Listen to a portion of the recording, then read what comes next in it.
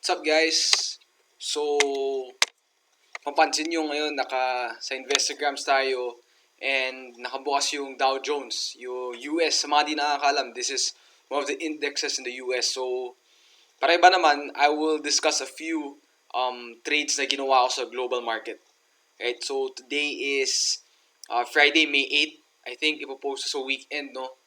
So, di ko alam anong mangyayari mamaya sa US market, pero tignan natin. Papakita ko naman yung mga positions ko. Right?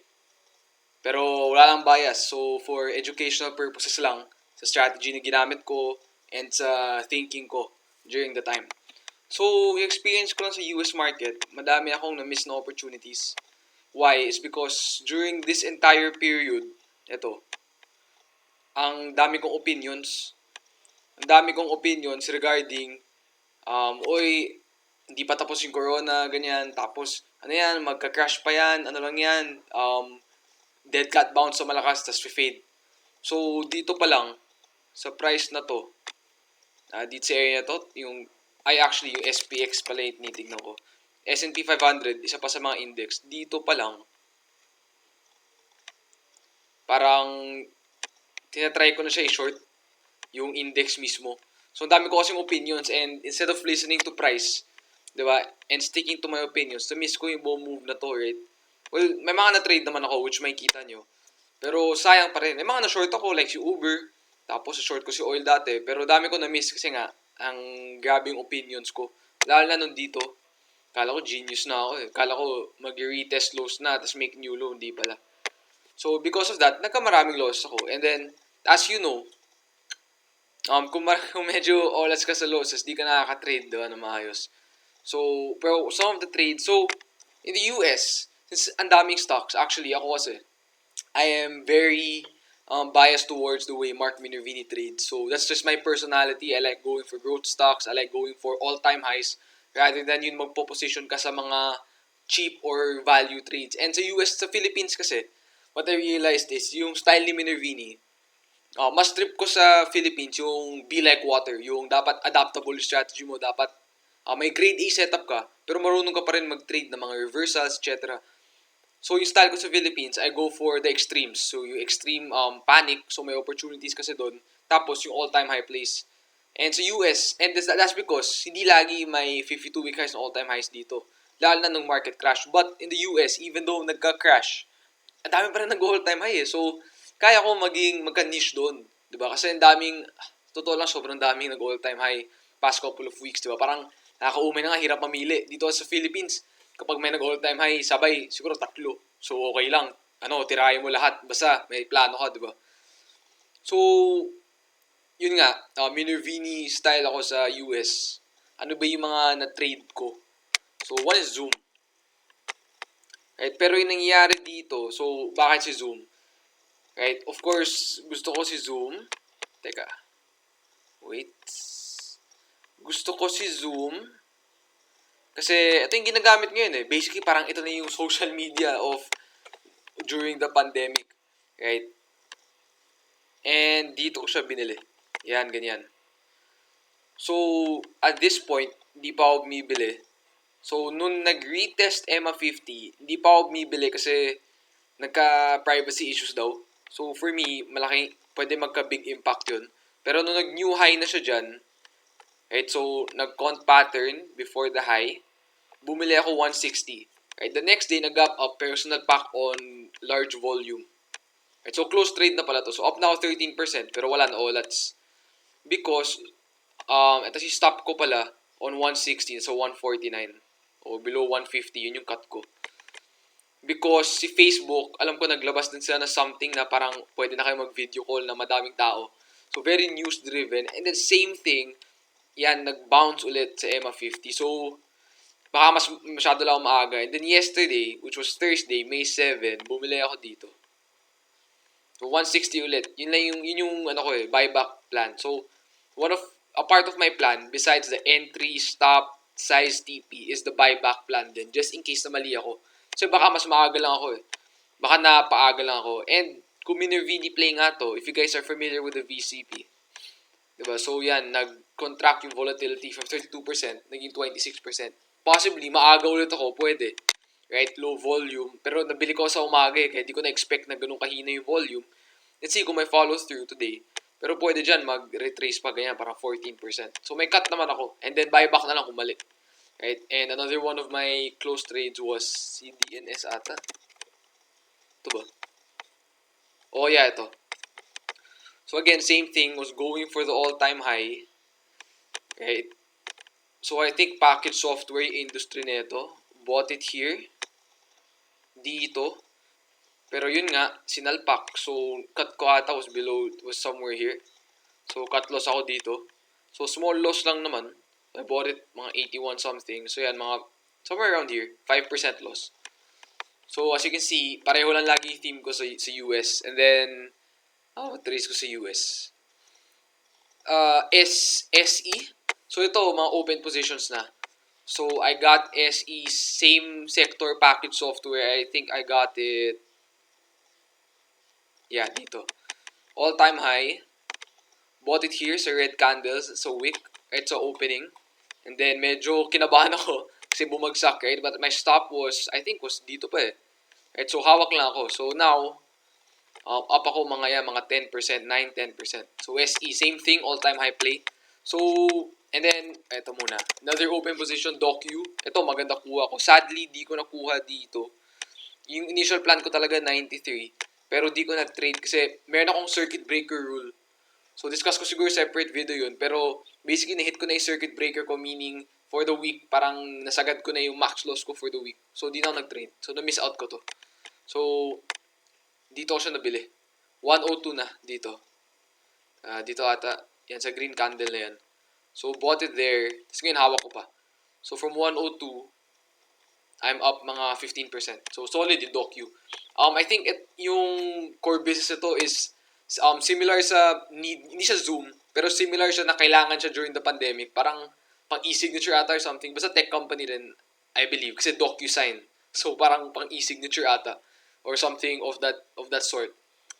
So, bakit gusto ko all-time high plays yung tinitira ko? But di ko, for those who were watching the US markets, but di ko tinitade sa AAL, CCL, yung mga nagbabounce, right? Ala sa mga bounce kapag bear market. Well, for me kasi, number one, I don't want to face the stress, diba, of going through the bounce, for looking for bounces in the US kasi di ko mababantayan every second. Kasi puyatan yan yung US if you want to go for the high volatility plays.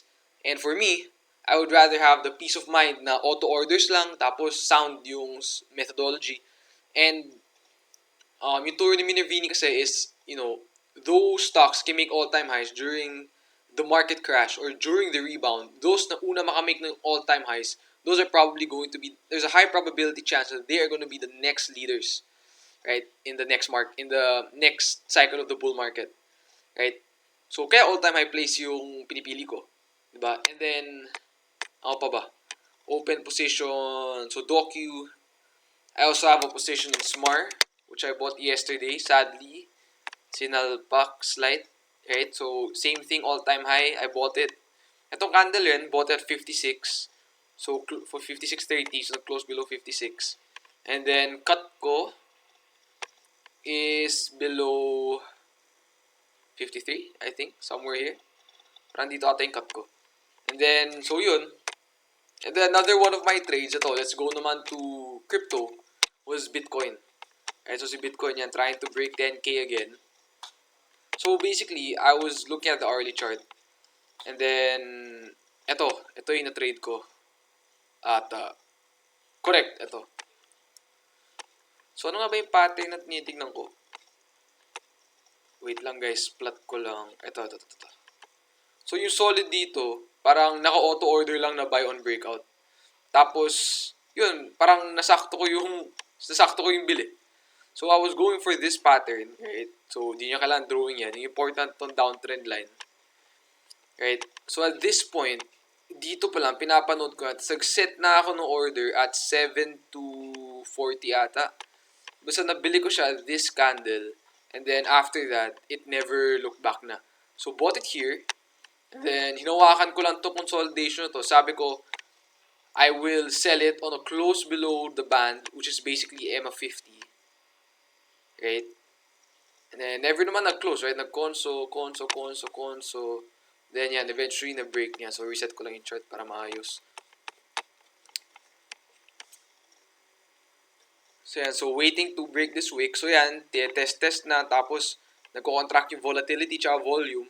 So, at that point, I knew na potentially may bigger move. Di na ako nag-add sa position ko. Kasi yung position ko dito, na 10x leverage ako. So, pag nag-trade kasi ako ng crypto, gamit ko Snapex. Right? So, shoutout na lang sa tropa ko, si Limitless Investor. Tinulungan niya ako i-set up to. So, Snapex gamit ko, hindi eToro. For crypto lang naman. Kasi, mas mataas yung pwede mong gamitin leverage sa Snapex. Kasi kay eToro hanggang X2 lang. So, naka times 10 ako dito. And then yun. And then, naka-TP. And then, I think I sold it at around 8.7. Yeah, sakto, 8.7. I sold it here.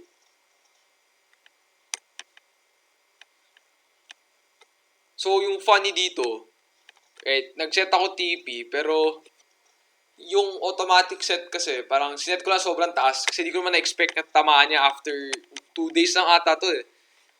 Tapos parang 200% gain na yun since naka-leverage ako, parang 200% up kasi naka-leverage it. So, tas natamaan pala, nakalimutan ko, yun, dun ko pala sinet. Kung alam ko lang, hinawakan ko na sana yung base na to. Diba? Pero wala, di mo na, well, mali ko yun, right? So, sayang, right? Hawakan ko sana, kaya ko hawakan tong base na to kasi yung baba ng average ko eh. Pero okay lang. Good profit pa rin dito. Parang risk ko 1 VAR, kinita ko 20 VAR, parang ganun. And then, ngayon, I took another trade kay Bitcoin, which is ito. So, yung mali ko dito, di ako mentally prepared to buy it sa 9... Ay, sorry.